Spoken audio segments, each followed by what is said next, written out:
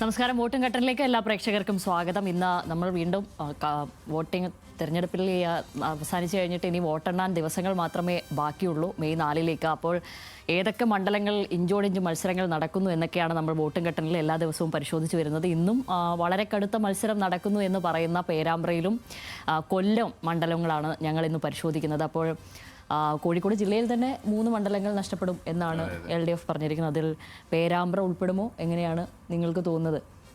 പേരാമ്പ്ര ഇപ്രാവശ്യം വിവാദങ്ങൾ കൊണ്ട് ആണ് എനിക്കൊന്ന് പേരാമ്പ്ര കുറച്ചും കൂടെ ശ്രദ്ധയിലേക്ക് വന്നൊരു മണ്ഡലം എന്ന് നമുക്ക് പറയാൻ കഴിയുക. അല്ലെങ്കിൽ സ്വാഭാവികമായിട്ടും പേരാമ്പ്രയുടെ കഴിഞ്ഞ തവണ 22,592 വോട്ടിൻ്റെ ഭൂരിപക്ഷമുള്ളൊരു മണ്ഡലമാണ് പേരാമ്പ്ര എന്ന് പറയുന്നത്. ലോക്സഭയിൽ സ്വാഭാവികമായിട്ടും UDFൻ്റെ പക്ഷത്തേക്ക് നിൽക്കുന്ന ഒരു സാഹചര്യം ഉണ്ടായി. പക്ഷേ എനിക്ക് തോന്നുന്നു ഇത്തവണ പേരാമ്പ്ര കൗമിലെ കുട്ടി വിഭാഗത്തിലാണ് പേരാമ്പ്ര കൂടുതൽ സജീവമായ ചർച്ചകളിലേക്ക് വന്നത്. അത് ആ രീതിയിലൊരു അനൗൺസ്മെൻറ്റ് LDF നടത്തിയെന്നുള്ള ആരോപണം ഉണ്ടാകുന്നു. ഫാത്തിമ തെഹ്ലിയ അങ്ങനെ മതം പറഞ്ഞ് വോട്ട് ചോദിക്കുന്നു എന്നൊരു ആരോപണം ഉണ്ടാകുന്നു. അങ്ങനെ വലിയ രീതിയിൽ ചർച്ചയിലും മറ്റു കാര്യങ്ങളിലും ഒക്കെ വന്നു എന്നുള്ളത് വാസ്തവമാണ്. പക്ഷെ നല്ലൊരു ഫൈറ്റ് കൊടുക്കാൻ ഫാത്തിമ തെഹ്ലിയയ്ക്ക് നൽകുകയും കഴിഞ്ഞിട്ടുണ്ട്. പക്ഷേ എങ്കിൽ പോലും അങ്ങനെ LDF നിന്ന് എളുപ്പത്തിൽ പിടിച്ചെടുക്കാൻ പറ്റുന്ന ഒരു മണ്ഡലമല്ല പേരാമ്പ്ര എന്നാണ് എനിക്ക് തോന്നുന്നത്. കാരണം അതിന് കുറേ കാര്യങ്ങളുണ്ട്. കാരണം നമുക്കറിയാം 57 മുതലുള്ള ഒരു ചരിത്രം പരിശോധിച്ച് തന്നെ ആദ്യത്തെ തിരഞ്ഞെടുപ്പിൽ അവിടെ CPI സ്ഥാനാർത്ഥിയാണ് ജയിക്കുന്നത്. പിന്നെ 2 തവണ മാത്രമാണ് ആ മണ്ഡലം LDFന് കൈവിട്ടു പോയത് എന്നാണ് ഞാൻ മനസ്സിലാക്കുന്നത്. ബാക്കി എല്ലാ തവണയും അത് LDFന് ഒപ്പം തിന്ന 70-ഉം 77-ഉം മാത്രം. ബാക്കി എല്ലാ തെരഞ്ഞെടുപ്പുകളിലും CPM-നൊപ്പം നിന്നൊരു മണ്ഡലമാണ്. LDFനൊപ്പം പ്രത്യേകിച്ച് CPM-നൊപ്പം നിന്നൊരു മണ്ഡലമാണ്. ആ രീതിയിൽ CPM-ന് നല്ല വേറുള്ള മണ്ഡലമാണ്. മാത്രമല്ല അവിടെ ചില മതസംഘടനകളുടെ അടക്കം നിലപാട് വളരെ നിർണായകമാകുന്ന ഒരു മണ്ഡലമാണ്. AP സുന്നികളുടെ അടക്കമുള്ള നിലപാടുകൾ വലിയ സ്വാധീനം ചെലുത്തുന്ന ഒരു മണ്ഡലമാണ്. അത് LDFന് അനുകൂലമായി അവിടെ വോട്ട് ചെയ്യപ്പെട്ട ഒരു മണ്ഡലമാണ് എന്നാണ് എനിക്ക് തോന്നുന്നത്. AP വിഭാഗം അടക്കമുള്ളവ അങ്ങനെ നോക്കുകയാണെങ്കിൽ നല്ല ഫൈറ്റ് കൊടുത്തു, വലിയ വിവാദങ്ങളൊക്കെ നടന്നു. എങ്കിലും അവസാന ഘട്ടത്തിൽ ഒരു നേരിയ എഡ്ജ് അവിടെ LDFന് തന്നെ ഉണ്ടെന്നാണ് എൻ്റെ ഒരു തോന്നൽ. ഇത് ഈ വിവാദം കൊണ്ട് മാത്രം ഇതൊരു കടുത്ത മത്സരം നടക്കുന്ന മണ്ഡലം എന്ന നിലയിലേക്ക് പേരാമ്പ്ര വന്നു ചേരുന്നു എന്ന് പ്രശാന്തേട്ടന് തോന്നുന്നുണ്ടോ? അല്ലെങ്കിൽ അല്ലാത്ത പക്ഷം അവിടെ അങ്ങനെയല്ല, രാഷ്ട്രീയമായ ചില മാറ്റങ്ങൾ അവിടെ ഈ കാലം കൊണ്ട് സംഭവിച്ചിട്ടുണ്ട്. അതിൻ്റെ ഭാഗമായി തന്നെ ഒരു പുതിയൊരു മുഖം എന്ന നിലയ്ക്ക് ഒരു സ്ഥാനാർത്ഥിയെ കൂടി അവതരിപ്പിച്ച് വലിയ ഫൈറ്റിലേക്ക് അവിടെ കൊണ്ടുവരുന്നു. കാര്യങ്ങൾ അങ്ങനെ തന്നെ കൊണ്ടെത്തിച്ചതാണ്. അല്ലാതെ ഒരു വിവാദത്തിൻ്റെ പശ്ചാത്തലത്തിൽ മാത്രം ആ മണ്ഡലം വളരെ ശക്തമായ ഒരു പോരാട്ടം നടക്കുന്ന ഒരു മണ്ഡലങ്ങളുടെ ഉള്ളിലേക്ക്, അല്ലെങ്കിൽ കൗണ്ടിങ് നടക്കുമ്പോൾ തീർച്ചയായും ഉറ്റുനോക്കുന്ന ഒരു മണ്ഡലത്തിൻ്റെ പട്ടികയിലേക്ക് പേരാമ്പ്ര എത്തിച്ചേരുന്നു. അങ്ങനെയാണോ തോന്നുന്നത്? സ്വാഭാവികമായിട്ട് മണ്ഡലത്തിൽ മാറ്റങ്ങൾ സംഭവിക്കുന്നുണ്ട്. അത് നമ്മൾ കഴിഞ്ഞ ലോക്സഭ തെരഞ്ഞെടുപ്പ് 17,000 ചില്ലാനും വോട്ടിനും പിന്നീട് നടന്ന തദ്ദേശ തെരഞ്ഞെടുപ്പിലും നല്ല ലീഡാണ് UDFന് ഉണ്ടായിട്ടുള്ളത്. സ്വാഭാവികമായിട്ടുള്ളൊരു പരിണതിയാണെന്നായിട്ടാണ് എനിക്ക് തോന്നുന്നത്. പിന്നീടാണ് അത് വിവാദമായിട്ട് വരുന്നത്.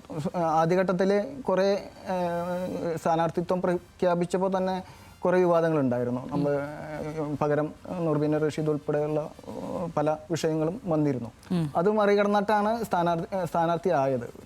അതിന് പിന്നീട് വന്നിട്ടുള്ള വിവാദങ്ങൾ നമ്മൾ കണ്ടു. ഭൂമിലെ കുട്ടിയായിട്ടുള്ള വിവാദം നമ്മൾ കണ്ടു. പിന്നെ അവസാനം ജമാഅത്തെ ഇസ്ലാമിയായിട്ട് ബന്ധപ്പെട്ടുള്ള കുടുംബയോഗങ്ങളും ഇതൊക്കെ ഒരു ഘടകങ്ങളാണ്. പറഞ്ഞ പോലെ തന്നെ ന്യൂനപക്ഷ വോട്ടിൻ്റെ കേന്ദ്രീകരണവും ഭൂരിപക്ഷ വോട്ടുകളുടെ കേന്ദ്രീകരണവും ഒക്കെ നമുക്ക് ഇതിൻ്റെ ഒരു അടിയൊഴുക്കായിട്ട് അവസാനം ഫലം വരുമ്പോഴാണ് നമുക്കറിയാം ഒരു വിലയിരുത്താൻ പൂർണ്ണമായിട്ടും പറ്റുക. ഇതാണ് അടിയൊഴുക്ക് എന്നുള്ളത്. സ്വാഭാവികമായിട്ട് മണ്ഡലത്തിൽ പല മാറ്റങ്ങളും സംഭവിച്ചുകൊണ്ടിരിക്കുന്നു. ഓക്കെ, എനിക്ക് ശാമ്പിക്ക് അങ്ങനെ ഒരു ന്യൂനപക്ഷ ഏകീകരണം നടന്നിട്ട് എനിക്ക് തോന്നുന്നത്, അതായത് 80 മുതൽ ഇത് ഈ പറയുന്ന പോലെ 57 മുതലുള്ള ചരിത്രം പരിശോധിക്കുമ്പോൾ പോലും 80 മുതലാണ് ഇത് LDFനൊപ്പം ഉറച്ച കോട്ട എന്ന നിലയ്ക്ക് ഈ മണ്ഡലം പരുവപ്പെട്ട് വരുന്നത്, മികച്ച ഭൂരിപക്ഷത്തിലേക്ക് വരുന്നത്. ഇപ്പോൾ കഴിഞ്ഞ തവണ മത്സരിച്ചപ്പോഴും ഒരു സ്വതന്ത്രനായിരുന്നു UDFൻ്റെ അവിടെ ഉണ്ടായിരുന്നത്. പക്ഷേ അതിൽ 22,000-ലധികം വോട്ടിന് TP രാമകൃഷ്ണൻ അവിടെ ജയിക്കുകയാണ് ചെയ്തത്. അതിനു മുമ്പ് ഈ സീറ്റുകൾ കോൺഗ്രസ് അവിടെ മത്സരിക്കുന്നുണ്ടെങ്കിൽ പോലും ഈ സീറ്റ് കൃത്യമായി കേരള കോൺഗ്രസിനായിരുന്നു കൊടുത്തിരുന്നത്. അപ്പോൾ അതിനുശേഷം കേരള കോൺഗ്രസ് LDFൽ എത്തിയതിന് ശേഷമാണ് ആ സീറ്റ് ഇപ്പോൾ ലീഗിലേക്ക് എത്തിയിരിക്കുന്നത്. ഈ ലീഗിലേക്ക് എത്തുന്നു. ആ സീറ്റിൽ ഒരു മുന്നണി ഒരു പാർട്ടി മാറിപ്പോയത് കൊണ്ട് മാത്രം ലീഗിലേക്ക് അങ്ങ് സ്വാഭാവികമായി എത്തിച്ചേർന്നതല്ലാതെ അത് കൃത്യമായ തീരുമാനങ്ങളിൽ തന്നെ എത്തുന്നതാണ്. അതിൽ എനിക്ക് തോന്നുന്ന അത്തരം ഇപ്പോൾ നാദാപുരം, കോഴിക്കോട്, കുറ്റ്യാടി, കോഴിക്കോട് ഈ മണ്ഡലങ്ങളിലൊക്കെ ഒരു ന്യൂനപക്ഷ വോട്ട് അധികം ഉണ്ടായതായി, അത്തരം ജനസംഖ്യാ വർധനവ് ഒരു ഡെമോഗ്രഫിയിൽ മാറ്റങ്ങൾ വന്നിട്ടുണ്ട് എന്ന് തന്നെയാണ് മനസ്സിലാക്കുന്നത്. അതിൻ്റെ ഭാഗമായി തന്നെയാണ് തീർച്ചയായും ആ വോട്ടുകളുടെ ഏകീകരണം അവിടെ സംഭവിക്കുകയാണെങ്കിൽ അത് തങ്ങൾക്ക് അനുകൂലമായി വന്ന് ഭവിക്കാം എന്നുള്ളതൊക്കെ കണക്കുകൂട്ടലിലാണ് തീർച്ചയായും UDF അവിടെ ലീഗിന് ആ സീറ്റ് നൽകുകയും ആ ലീഗ് സ്ഥാനാർത്ഥി എന്ന നിലയ്ക്ക് ഫാത്തിമ തെഹ്ലിയെ അവിടെ അവതരിപ്പിക്കുകയും ചെയ്യുന്നതാണ്. അത് നിഷ്കളങ്കമായ എന്തായാലും ഒരു മുന്നോട്ട് വെപ്പല്ലാതെ. പക്ഷെ നമ്മൾ പറയുന്നത് ഒരു മണ്ഡലത്തിൻ്റെ വിജയം നിർണ്ണയിക്കുന്നത് ന്യൂനപക്ഷ വോട്ടുകൾ ആണ് എന്നല്ല ഇപ്പോൾ നമ്മൾ പറയുന്നത്. പക്ഷേ വടകര മണ്ഡലം, വടകര ലോക്സഭാ മണ്ഡലത്തിൻ്റെ കീഴിലാണല്ലോ ഈ മണ്ഡലം വരുന്നത്, പേരാമ്പ്ര എന്നുള്ളത്. പക്ഷേ വടകര കുറേ കാലമായി CPM-ന് അപ്രാപ്യമായിരിക്കുന്നത് സത്യത്തിൽ ഈ ഡെമോഗ്രഫിയിൽ വന്നിരിക്കുന്ന ഈ മാറ്റങ്ങൾ കൊണ്ട് തന്നെയാണ്. അതും ഒരു ഘടകമാണ്, ഭൂരിപക്ഷ ഘടകം എന്നല്ല പറയുന്നത്, പക്ഷേ അതൊരു ഘടകമാണ്. അപ്പോൾ ഇത്തവണ കഴിഞ്ഞ ലോക്സഭാ തെരഞ്ഞെടുപ്പിൽ ഷാഫി പറമ്പിൽ അവിടെ നിന്ന് 19,085 വോട്ടുകൾ 19,085 വോട്ടുകൾ അവിടെ നിന്നും നേടിയിട്ടുണ്ട് എന്നാണ് മനസ്സിലാക്കുന്നത്. പേരാമ്പ്രയിൽ നിന്ന് മാത്രവുമല്ല, തദ്ദേശ തെരഞ്ഞെടുപ്പിലും വലിയ മുന്നേറ്റം UDF അവിടെ നടത്തിയിട്ടുണ്ട്. 10 പഞ്ചായത്തുകൾ LDF-ൻ്റെ കയ്യിലുണ്ടായിരുന്നത് കാലാകാലങ്ങളായി കയ്യിൽ വെച്ചിരിക്കുന്ന പഞ്ചായത്തുകളിൽ 6 എണ്ണവും UDF-നൊപ്പമാണ് ഇത്തവണയുള്ളത്. അപ്പോൾ അത്തരം ഘടകങ്ങൾ അവിടെയുണ്ട്. അപ്പോൾ ഈ തിരഞ്ഞെടുപ്പ് വോട്ടെടുപ്പ് കഴിഞ്ഞ ശേഷം UDF അവകാശപ്പെടുന്നത് പോലെ ന്യൂനപക്ഷ വോട്ട് ഏകീകരണം തങ്ങൾക്ക് അനുകൂലമായി വന്ന് ഭവിച്ചിട്ടുണ്ട് എന്ന് പറയുന്ന ഒരു ഘട്ടമുണ്ടായിരുന്നല്ലോ. അത് പിന്നീട് അങ്ങനെ ഇല്ല, പോളിറ്റ് ബ്യൂറോയിലടക്കം പിണറായി വിജയൻ അടക്കം പറയുകയും ചെയ്തു.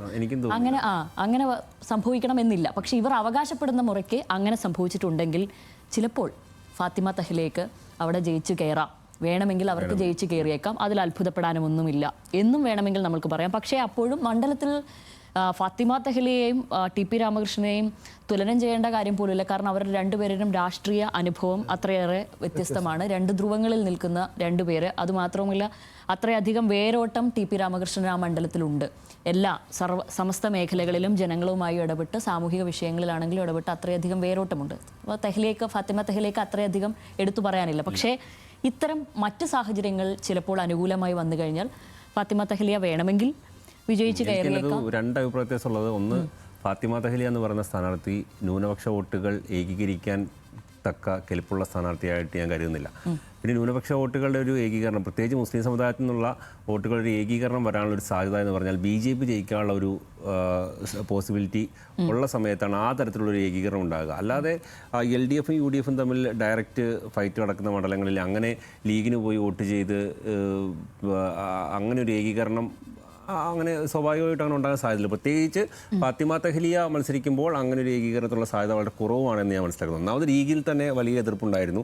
അത് നൂർബീന റഷീദ് പറഞ്ഞതിൻ്റെ അപ്പുറത്തേക്ക് എനിക്ക് തോന്നുന്നു TP ഇസ്മായിൽ എന്ന് പറയുന്ന ലീഗിൻ്റെ മുൻ ജില്ലാ പ്രസിഡന്റോ അല്ലെങ്കിൽ മുൻ ജില്ലാ പ്രസിഡന്റ്, അദ്ദേഹം സ്ഥാനാർത്ഥിയാകുമെന്നാണ് കരുതിയിരുന്നത്. പ്രചാരണം ഒരു പരിധിവരെ തുടങ്ങിയിരുന്നു. ആ ഘട്ടത്തിലാണ് ഫാത്തിമ തെഹ്ലിയ വന്ന് അവിടെ മണ്ഡലത്തിലേക്ക് വരുന്നത്. അങ്ങനെ ലീഗിൽ തന്നെ ആദ്യഘട്ടത്തിൽ എതിർപ്പുണ്ടായിരുന്നു. അതൊക്കെ മറികടന്ന് പ്രചാരണത്തിൽ മുന്നോട്ട് പോയി എന്നുള്ളത് ശരിയാണ്. പക്ഷേ അതൊരു സോഷ്യൽ മീഡിയയിൽ നിറഞ്ഞു നിൽക്കുന്നതിൻ്റെ അപ്പുറത്തേക്ക് പ്രാദേശിക തലത്തിലേക്ക് പോയി അത് വോട്ടായി മാറ്റാനുള്ള കഴിവ് ഫാത്തിമ തെഹ്ലിയക്ക് പൂർണ്ണമായ തോതിൽ വിജയിച്ചെടുക്കാൻ കഴിയുന്ന തരത്തിലേക്കുള്ള ഒരു വോട്ട് ഷെയർ പിടിച്ചെടുക്കാൻ കഴിയുമെന്ന് ഞാൻ പ്രതീക്ഷിക്കുന്നില്ല. മാത്രമല്ല, ന്യൂനപക്ഷ ഏകീകരണം ആ മണ്ഡലത്തിൽ ഉണ്ടായിട്ടില്ല എന്നാണ് ഞാൻ മനസ്സിലാക്കുന്നത്. അങ്ങനെ ന്യൂനപക്ഷം എന്ന് വെച്ചാൽ നമ്മൾ സ്വാഭാവികമായിട്ടും അങ്ങനെ മുസ്ലിം വോട്ടുകളുടെ ഒരു ഏകീകരണം ഏതെങ്കിലും തരത്തിൽ ഉണ്ടായിട്ടുണ്ടോ എന്നുള്ളതാണ്. മുസ്ലിം വോട്ടുകളുടെ ഏകീകരണം ഉണ്ടാകാൻ സാധ്യത കുറവുള്ളൊരു മണ്ഡലമാണ്. മാത്രമല്ല, AP സുന്നി വിഭാഗം AP സമസ്ത വിഭാഗം സ്വാഭാവികമായും ആ മണ്ഡലത്തിൽ CPM-ന് വോട്ട് ചെയ്യാൻ സാധ്യതയുള്ളൊരു മണ്ഡലം കൂടിയാണ്. ഒന്ന്, ഫാത്തിമ തെഹ്ലിയ എന്ന് പറയുന്ന സ്ഥാനാർത്ഥിയെ അങ്ങനെ അങ്ങ് പോയി AP സമസ്ത അവിടെ പിന്തുണയ്ക്കാനുള്ള സാധ്യത കുറവാണ്. മാത്രമല്ല, ഈ ഹരിത വിവാദമൊക്കെ നമ്മൾ ആ സമയത്ത് ഫാത്തിമ തെഹ്ലിയ ഭയങ്കര വലിയ രീതിയിൽ നമ്മൾ ചർച്ച ചെയ്തെങ്കിൽ പിന്നെ എന്തായി ഹരിത വിഭാഗം, എന്തായി അവിടെ എന്ത് നിലപാടാണ് ഫാത്തിമ തെഹ്ലിയ ആദ്യഘട്ടത്തിൽ സ്വീകരിച്ച നിലപാടിൻ്റെ അപ്പുറത്തേക്ക് എന്ത് നിലപാടാണ് ഫാത്തിമ തെഹ്ലിയ സ്വീകരിച്ചത്? അവർക്ക് മറുപടി ഇല്ല. അത് ഞാൻ പറഞ്ഞത് വ്യക്തതയോ വരുത്താനോ അവർ മുതിർന്നിട്ടില്ല. അതാണ് അന്ന് ഫാത്തിമ തെഹ്ലിയ എന്തൊക്കെ തരത്തിലുള്ള പ്രസ്താവനകൾ നടത്തി. എന്താണ് ആണഹന്തക്കെതിരെ? അതെ, അതൊക്കെ വേറൊരു കാര്യം. അതെ, ശോഭാ സുരേന്ദ്രനൊക്കെ വലിയ പിണറായി വിജയനെ കുറിച്ച് ചോദിക്കുമ്പോൾ പറയുന്ന വാക്കും ശോഭാ സുരേന്ദ്രനെ കുറിച്ച് പറയുന്ന വാക്കുകളും ഒക്കെ ചർച്ച ചെയ്തതാണല്ലോ. അന്ന് ആണഹന്തക്കെതിരെ പൊരുതിയ ഗൗരിയമ്മയാണ് എൻ്റെ മാതൃക എന്നൊക്കെ പറഞ്ഞാണ് ഫാത്തിമ തെഹ്ലിയ ഹരിത വിവാദ കാലത്ത് വലിയ രീതിയിലുള്ള പ്രസ്താവനയൊക്കെ നടത്തിയത്. പിന്നീട് എന്തായി? പിന്നീട് ഹരിത വിവാദം മാറി ഇവരെ തിരിച്ചെടുക്കണമെന്നുള്ള ആവശ്യത്തിലേക്ക് ആ വിവാദം ഒതുങ്ങുകയും ഇവർ തിരിച്ചു വരികയും ഇവർക്ക് സ്ഥാനമാനങ്ങൾ കിട്ടുകയും ചെയ്തതോടുകൂടി ആ പ്രശ്നം അവിടെ ഇല്ലാതായി. വനിതാ കമ്മീഷനെതിരെ പരാതി കൊടുത്ത ഒരു ഫാത്തിമ തഹ്ലിയ ഉണ്ടായിരുന്നു. ആ പരാതി എന്തായി? ആ പരാതിയുമായിട്ട് ഏത് തരത്തിലാണ് അവർ മുന്നോട്ട് പോയത്? അങ്ങനെ MSFനെതിരെ അവർ ഉന്നയിച്ച ആരോപണങ്ങളിൽ നിന്നൊക്കെ അവർ ഒരു ഘട്ടത്തിൽ പിന്നോട്ട് പോവുകയും അവർ അതുകൊണ്ട് നേതാവായി എന്നതിൻ്റെ അപ്പുറത്തേക്ക് അവർ ഉയർത്തിയ ആ ഒരു പ്രശ്നത്തിൽ നീതി വാങ്ങിക്കൊടുക്കാനോ ഉള്ള ഒരു ശ്രമവും നടത്താത്ത ഒരു നേതാവ് തന്നെയാണ് ഫാത്തിമ തഹ്ലിയ എന്ന് പറയുന്നത്. ആ ചോദ്യങ്ങളെക്കുറിച്ചൊന്നും മറുപടി പറയാൻ പോലും കഴിയുന്നില്ല. അപ്പോൾ തെരഞ്ഞെടുപ്പ് രാഷ്ട്രീയത്തിലേക്ക് വന്നപ്പോൾ അവർ വ്യക്തിപരമായി നേട്ടമുണ്ടാക്കിയതിൻ്റെ അപ്പുറത്തേക്ക് വിവാദങ്ങളിൽ പരിഫലമായിട്ടുള്ള ഒരു മറുപടിയും, മറ്റൊന്ന് സ്വത്ത് പൊളിറ്റിക്സിനെ പറ്റി ചോദിക്കുമ്പോൾ പോലും അതിൽ കൃത്യമായ മറുപടി ഇല്ലാതെ വരികയും ഈ പറയുന്നത് പോലെ മറ്റ് വിവാദമായ ചില പരാമർശങ്ങൾ കൂടെ നടത്തിയിരുന്നു, സംഘാവ് അടക്കമുള്ള. അതിൽ തന്നെ ഒന്ന് വെറുതെയെങ്കിലും ഒന്ന് ആഴത്തിൽ വേണ്ട, അതും വെറുതെ ഒന്നെങ്കിലും ഓടിച്ചു പോയി കഴിഞ്ഞു കഴിഞ്ഞാൽ മനസ്സിലാക്കാവുന്ന രീതിയിൽ എന്താണ് ഗോവിന്ദമാഷിൻ്റെ അടക്കം പ്രസ്താവനകൾ, സംസ്ഥാന സെക്രട്ടറിയുടെ പ്രസ്താവനകൾ കോട്ട് ചെയ്തുകൊണ്ടാണ് അതിനെ പിന്നീട് ന്യായീകരിക്കുന്നത്. അത്തരം വീഡിയോകളൊക്കെ നമ്മൾ കാണുന്നുണ്ട്. അങ്ങനെയുള്ള ഈ പറയുന്നത് പോലെ തെരഞ്ഞെടുപ്പ് രാഷ്ട്രീയത്തിൽ ഇറങ്ങുമ്പോൾ തീർച്ചയായും ഫാത്തിമ തഹ്ലിയ അത്തരം വിവാദങ്ങളിലേക്ക് ആഴത്തിൽ പിടിക്കാതെ അത് അങ്ങോട്ട് ഏറ്റെടുക്കാനോ അതിൽ ഏറ്റെടുത്ത് ഇങ്ങനെയാണ് ഞാൻ പറഞ്ഞത് എന്ന് വിശദീകരിക്കാനോ ശ്രമിക്കാതെ ഒരു പെരിഫറലായിട്ടുള്ള മറുപടികളോടുകൂടി അതങ്ങ് ഒതുക്കിക്കളയരുത്. ഹരിത വിവാദമാണെങ്കിലും മറ്റു കാര്യങ്ങളാണെങ്കിലും മറ്റ് രാഷ്ട്രീയ പാർട്ടികളെ സംബന്ധിച്ചുള്ള കാര്യങ്ങളാണെങ്കിലും അവരെങ്ങനെയാണ് ചെയ്തിരിക്കുന്നതെന്ന് തോന്നുന്നത്. ഇതിപ്പോൾ നമ്മൾ രാഷ്ട്രീയപരമായി ആ മണ്ഡലത്തിൽ സംഭവിക്കുന്ന കാര്യങ്ങളാണ് പറഞ്ഞത്. ഒരു തെരഞ്ഞെടുപ്പിൽ സ്വാഭാവികമായും രാഷ്ട്രീയം മാത്രമല്ല, അവിടുത്തെ വികസന പ്രശ്നങ്ങളും പ്രാദേശികമായ പ്രശ്നങ്ങളൊക്കെ വരും. അങ്ങനെ നോക്കുമ്പോൾ പേരാമ്പ്രയുടെ മണ്ണ് ആർക്കൊപ്പം നിൽക്കും, അവർക്ക് വിഷയമായി വരുന്ന കാര്യങ്ങൾ എന്തൊക്കെയാണെന്നാണ് തോന്നുന്നത്? എനിക്ക് തോന്നുന്നത് പോളിങ്ങിൻ്റെ സമയത്തൊക്കെ SIR ഒരു ഘടകമായിരുന്നു. എന്തൊക്കെ പറഞ്ഞാലും നമ്മൾ എത്രമാത്രം ന്യൂനപക്ഷ ഏകീകരണം ഇല്ല എന്ന് പറഞ്ഞാൽ SIR എന്നുള്ളത് കൃത്യമായിട്ട് മുസ്ലിം വോട്ടുകൾ പോൾ ചെയ്യപ്പെട്ടു എന്നുള്ളത് യാഥാർത്ഥ്യമാണ്. അതിൽ നമ്മൾ സുന്നി അല്ലെങ്കിൽ AP സുന്നി വിഭാഗങ്ങളുടെ വോട്ട് ആർക്കാണ് എന്നുള്ളത് മാത്രമാണ്, ചിലത് പൂർണ്ണമായിട്ടും തൈലേക്ക് കിട്ടുമോ എന്നുള്ളത് മാത്രമാണ് അതിൻ്റെ വേറെ ചിന്തിക്കേണ്ട വിഷയം എന്നുള്ളത്. പക്ഷേ SIR ഉള്ളത് പ്രധാന ഘടകമാണ് ആ മണ്ഡലത്തിൽ ആയിരുന്നതും പോളിംഗ് സംബന്ധിച്ചിട്ടും പ്രധാന ഘടകമായിരുന്നു എന്നുള്ളത്. ഇങ്ങനെ സ്വാഭാവികമായിട്ട് അപ്പോൾ കൂടുതൽ മുസ്ലിം വോട്ട് വീട്ടകങ്ങളിലൊക്കെ ഇരുന്ന അവർ പോൾ ചെയ്യപ്പെടുമ്പോൾ ആർക്കാണ് വോട്ട് ചെയ്യുക, അപ്പോൾ അതിൻ്റെ മാനദണ്ഡങ്ങൾ, മതം, ഇതൊക്കെ ഘടകങ്ങളായി വരും. സ്വാഭാവികമായിട്ട് അതിൻ്റെ ഒരു മൈലേജ് സ്വാഭാവികമായിട്ട് ഫാത്തിമ തഹ്ലിയക്ക് ഉണ്ടാവാം. ഈ മണ്ഡലത്തിൽ, അതായത് ആസിഫ്, എനിക്ക് തോന്നുന്നു മണ്ഡലത്തിൽ ഇപ്പം TP രാമകൃഷ്ണൻ വലിയ ഇളവുകൾ നൽകിയിട്ടാണ് സത്യത്തിൽ വീണ്ടും മത്സരിക്കാൻ വരുന്നത്. അത് മണ്ഡലത്തിൽ LDFന് ചില ആശങ്കകൾ അവർക്ക് സ്ഥാനാർത്ഥി നിർണയിക്കുന്ന ഘട്ടത്തിലും ഉണ്ടായിരുന്നു എന്ന് തോന്നുന്നുണ്ടോ? അതായത് ഇളവുകൾ നൽകി വീണ്ടും മറ്റാരെങ്കിലും നിർത്തിക്കഴിഞ്ഞാൽ മണ്ഡലം നിലനിർത്താനുള്ള ഒരു സാധ്യത മങ്ങുന്നു എന്നുള്ള ഒരു വിലയിരുത്തലോ അത്തരം ഒരു ആശങ്കയോ ആലോചനയോ LDFന് ഉണ്ടായിട്ടുണ്ടെന്ന് തോന്നുന്നു. കാരണം ഈ ഇളവുകളുടെ പശ്ചാത്തലത്തിൽ നമ്മൾ പരിശോധിക്കും. അത് നമ്മൾ രണ്ട് തരത്തിൽ കാണണം. CPMൻ്റെ സ്ഥാനാർത്ഥി നിർണ്ണയവും CPയുടെ സ്ഥാനാർത്ഥി നിർണ്ണയവും ഇത്തവണ വ്യത്യസ്തമായിരുന്നു. CPM വിജയമല്ലാണ്ട് വേറൊന്നും, ഒരു റിസ്ക് എടുക്കാൻ CPM ഇത്തവണ തയ്യാറില്ലായിരുന്നു. കാരണം ഏതൊക്കെ സീറ്റിൽ, അതായത് ഇന്നയാളെ മാറ്റി ഇന്നയാളെ കൊണ്ടുവന്നാൽ നമ്മൾ എന്തെങ്കിലും തരത്തിലൊരു ഇളക്കം ഉണ്ടാകുമോ എന്നൊരു സംശയം ഉള്ളിടത്തൊന്നും CPM പരമാവധി ഇത്തവണ ഇളക്കം തട്ടാതെ തന്നെ CPM സ്ഥാനാർത്ഥി നിശ്ചയിച്ചു. പക്ഷേ CPയുടെ നോക്കിക്കഴിഞ്ഞാൽ ഈ മാനദണ്ഡ ചിലടത്ത് ഭയങ്കര കർശനമാക്കി വെക്കുന്നു. അങ്ങനെ പ്രാദേശിക തലത്തിൽ യാതൊരു തരത്തിലും വേരോട്ടമില്ലാത്തവരെ കൊണ്ട് സ്ഥാനാർത്ഥിയൊക്കെ വെക്കുന്നു. അങ്ങനെയൊക്കെ ചെയ്തിട്ടുണ്ട്. പക്ഷേ CPMനെ സംബന്ധിച്ചിടത്തോളം വിജയത്തിൻ്റെ അപ്പുറത്തേക്ക് ഒരു ഘടകവും, അതായത് സംശയത്തിന് ഇട നൽകുന്ന ഇന്നയാൾ മാറിയാൽ ആ സീറ്റ് നഷ്ടപ്പെടുമെന്ന് സംശയം ഉണ്ടെങ്കിൽ ഇല്ല, വേണ്ട, അങ്ങനെ ഒരു നിലപാടെടുത്താണ് CPM മുന്നോട്ട് പോയത്. അതുകൊണ്ട് തന്നെയാണ് അവിടെ പരീക്ഷണങ്ങളൊക്കെ നടത്തിയിട്ടുണ്ട്. ശരിയാണ്, അവിടെ എതിർപ്പുണ്ടായ ഘട്ടത്തിൽ, അത് എല്ലാ ഘട്ടത്തിലും 2-3 സ്ഥലങ്ങളിൽ അങ്ങനെ ഉണ്ടാകാറുണ്ട്. അതെ, എങ്കിലും പക്ഷേ ഇവിടെ എനിക്ക് തോന്നുന്നത് അതിനപ്പുറത്തേക്ക് നല്ലൊരു സ്ഥാനാർത്ഥി ഇത്തവണ പരീക്ഷിക്കേണ്ട കാര്യമില്ലാത്തൊരു മണ്ഡലം കൂടിയാണ്. കാരണം ഒന്നാമത്തെ കാര്യം, അദ്ദേഹം നല്ല രീതിയിലുള്ള വികസന പ്രവർത്തനങ്ങൾ മണ്ഡലത്തിൽ പലയിടങ്ങളിലും, ഓൾറെഡി കേരളം മുഴുവൻ ചർച്ചയായ വികസന പ്രവർത്തനങ്ങളുണ്ട്. അതിനപ്പുറത്തേക്ക് മണ്ഡലത്തിലെ വികസന പ്രവർത്തനങ്ങൾ പറഞ്ഞ് വോട്ട് പിടിക്കാൻ കഴിയും.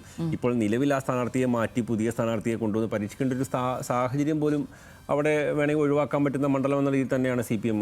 അതിനകത്തൊരു എന്തെങ്കിലും പ്രശ്നമുണ്ടോ എന്ന് വെച്ച് കഴിഞ്ഞാൽ വേണമെങ്കിൽ പുതിയ ആളെ കൊണ്ടുവരാമായിരുന്നു എന്നൊക്കെ നമുക്ക് പറയാം. പക്ഷേ സേഫ് ആയിട്ടുള്ള ഒരു സ്ഥാനാർത്ഥി എന്നുള്ള നിലയിൽ തന്നെയാണ് CPM അതിനെ കാണുകയും നിർണ്ണയിക്കുകയും ചെയ്തത്. ഒരു പ്രഡിക്ഷൻ ഇപ്പോൾ മുതിരുന്നുണ്ടോ? ഞാൻ LDFന് എഡ്ജുള്ള മണ്ഡലം തന്നെയാണ് ഞാൻ പറയുന്നത്. ഫാത്തിമ തഹ്ലിയ എന്ന് പറയുന്ന സ്ഥാനാർത്ഥി എൻ്റെ ഒരു കാഴ്ചപ്പാടിൽ ഫാത്തിമ തഹ്ലിയ എന്ന് പറയുന്നൊരു സ്ഥാനാർത്ഥി മുസ്ലിം വോട്ടുകൾ പോലും ഏകീകരിക്കാൻ കഴിയുന്ന സ്ഥാനാർത്ഥിയല്ല. ഫാത്തിമ തെഹലിയ രണ്ടാം സ്ഥാനത്തേക്ക് തന്നെയായിരിക്കും എത്തപ്പെടുക എന്നാണ് എൻ്റെ ഒരു നിഗമനം. ശാന്തേട്ടന് എന്ത് തോന്നുന്നു? ഒപ്പത്തിനൊപ്പം സാധ്യതകളാണുള്ളത്. അതെനിക്ക് അങ്ങനെ ഒരു കൃത്യമായിട്ട് ഒരാൾ ജയിക്കുമെന്നുള്ളതല്ല, വളരെ ടൈറ്റ് ഫൈറ്റാണ് അവിടെ. ഓക്കെ, അങ്ങനെയാണെങ്കിൽ നമുക്ക് കൊല്ലം മണ്ഡലത്തിലേക്ക് പോവാം. അതെ അതെ, ഞാനും ഒരു LDF തന്നെയാണ് പേരാമ്പ്ര മണ്ഡലത്തിൽ എഡ്ജ് കൊടുക്കുന്നത്. തീർച്ചയായും മറ്റു കാര്യങ്ങളൊക്കെ പറയുമ്പോൾ തന്നെ അത് LDF അവിടെ എഡ്ജ്. അങ്ങനെ പെട്ടെന്നൊന്നും LDF നിന്ന് ആ മണ്ഡലം ഇളകി പോകുന്ന ഒരു മണ്ഡലമല്ല. അങ്ങനെയല്ല പേരാമ്പ്രയുടെ മണ്ണ് ഇതുവരെ ഉള്ളത്. ഇനിയിപ്പോൾ വലിയൊരു തരംഗം വേണമെങ്കിൽ നമ്മൾ അങ്ങനെ പ്രതീക്ഷിക്കണമല്ലോ.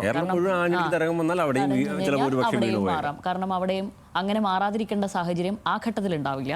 അങ്ങനെ ഒരു വലിയ തരംഗം 10 വർഷത്തിന് ശേഷമുള്ള ഭരണമില്ലായ്മയിൽ നിന്ന് അങ്ങനെ ജനങ്ങൾ മറ്റ് UDF കൊടുക്കുന്നു എന്നുണ്ടെങ്കിൽ ചിലപ്പോൾ ആ തരംഗത്തിൽ ചിലപ്പോൾ മാറിയേക്കാം എന്ന് മാത്രമേ ഉള്ളൂ. അല്ലാത്ത ഒരു പക്ഷം അങ്ങനെയുള്ള ഒരു സാധ്യതയില്ല. അതിൽ LDF തന്നെയാണ് അവിടെ ഒരു എഡ്ജ് എന്നാണ് എനിക്ക് തോന്നുന്നത്.